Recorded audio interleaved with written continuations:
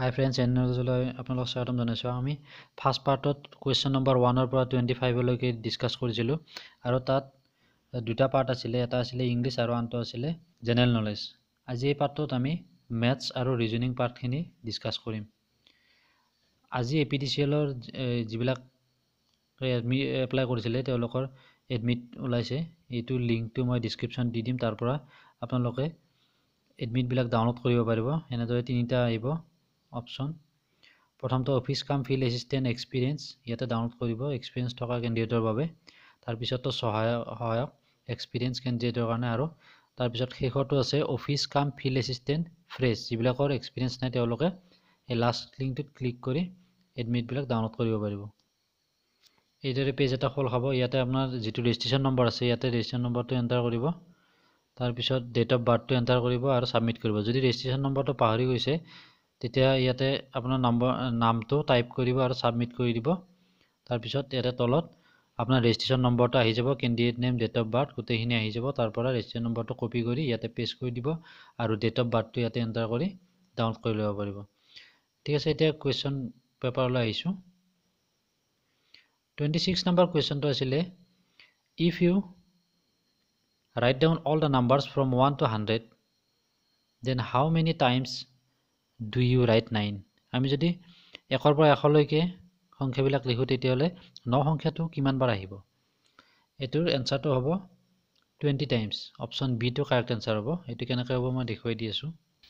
আমি যেতিয়া 1 2 3 এনেকৈ লিখো তেতিয়া ইয়াতে 9, তাৰ পিছত 19, 29 এনেকৈ আপ টু 99 এনেকৈ ইয়াতে আমি 11টা 9 পাম। তাৰ পিছত 91 ৰ পৰা ঠিক তেনেকৈ আমি 8টা 9 পাম আৰু 90 তাত এটা পাম। গতিকে টোটাল হ'ব 11 প্লাস 8 প্লাস 1, টোটাল হ'ব 20। সেইকাৰণে এটো অপশন বি হ'ব 26 নম্বৰ আনসাৰটো, 26 নম্বৰ কোৱেশ্চনটো। তাৰ পিছৰ কোৱেশ্চনটো আছে, if after 10 years his age will be 3 times of present age, মানে কৃষ্ণৰ বৰ্তমান এজটো কিমান হ'ব যাতে 10 বছৰ পিছত বৰ্তমান 3 গুণ হয়। বৰ্তমান 3 গুণ হলে 10 বছৰ বৰ্তমান যদি 5 বছৰ হয় তেনেহলে 10 বছৰ পিছত হ'ব 5 plus 10 total 15 years, মানে বৰ্তমানৰ into 3 গুণ হৈ যাব 15। সেইকাৰণে এটো অপশন বি টো কাৰেক্ট আনসাৰ হ'ব 5, মানে বৰ্তমান কৃষ্ণৰ বয়স 5 ইয়াৰ্স, সেইকাৰণে 10 বছৰ পিছত 3 টাইমস মানে 15 হৈ যাব। নেক্সট কোৱেশ্চনটো দিছে, if side is written as dice আৰু rom is written as AROM, exam is written as কেনেকৈ হ'ব? এইটো এটা ৰিজনিংৰ কোৱেশ্চন হয়। ইয়াতে দিছে সাইড,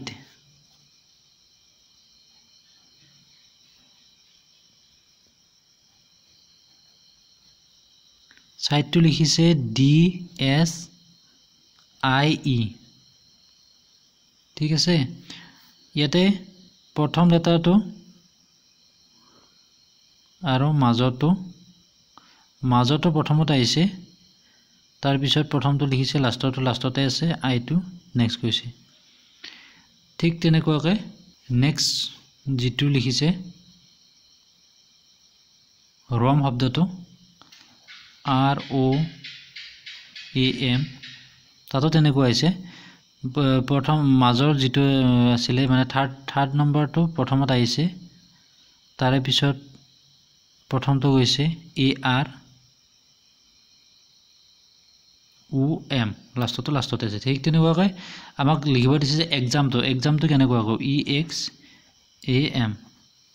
ইয়াতে তেনেকুৱাকৈ আমাৰ এটো প্ৰথমত আহিব, তাৰ পিছত ইটো হ'ব, এমটো লাষ্টতে থাকিব। ঠিক আছে, আৰু এক্সটো ইয়াতে যাব, মানে এনসারটো হ'ব AEXM, মানে অপশন সি টো কারেক্ট আনসার হ'ব। ঠিক আছে, এইটো গল আমাৰ 28 নম্বৰ কোৱেশ্চনটো। এটো অপশন সি কাৰেক্ট আনসাৰ হয়। তাৰ পিছতো দিছে A and B like mathematics but X and Y like chemistry. A আৰু B এ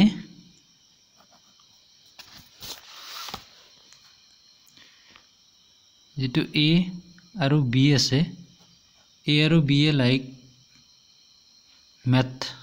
maths আকৌ X আৰু Y chemistry তাৰ পিছত A আৰু Y physics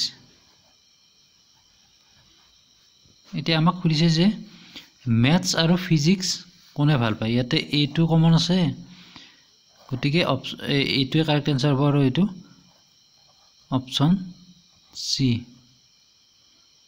এইটো आंसर হ'ব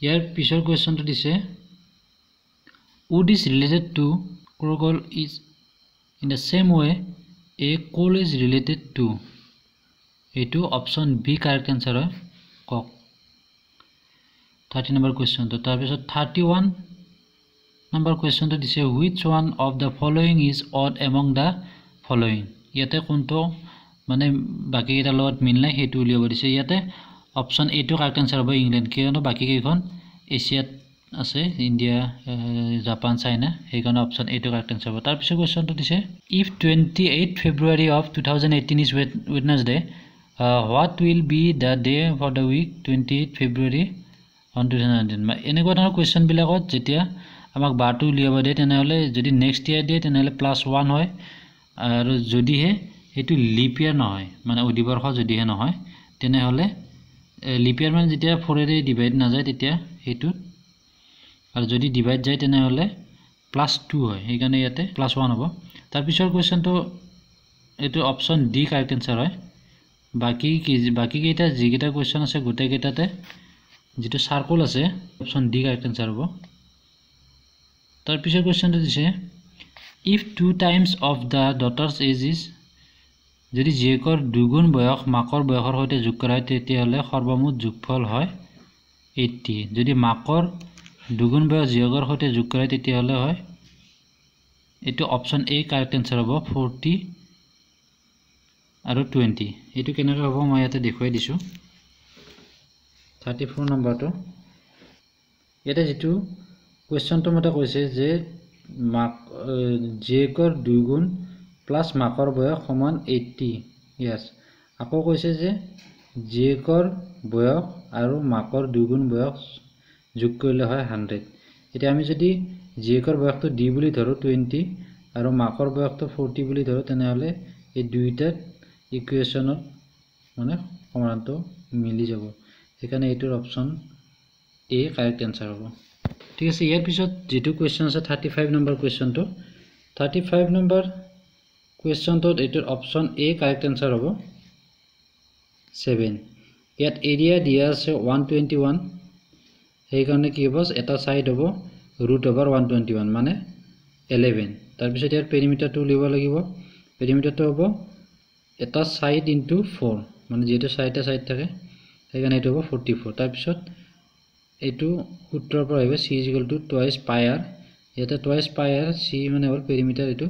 হ'ব 44 সেইকাৰণে twice pi r = 44 তাৰ পৰা r টো আমি উলিয়াব পাৰিম 44 * 2 টো এফালে গলে 1/2 হৈ যাব ইনটু pi ৰ মানটো 7/22 হয় কিন্তু ইয়াতে এফালে যোৱাৰ কাৰণে উল্টা হৈ যাব তাৰপিছত এটো কাটিলে আমি 7 পাম সেইকাৰণে এটো 35 নম্বৰ কোৱেশ্চনটোৰ অপচন এ কাৰেক্ট आंसर হ'ব 7 তাৰপিছত 36 নম্বৰ কোৱেশ্চনটো এটোৰ অপচন ডি কারেক্ট आंसर হ'ব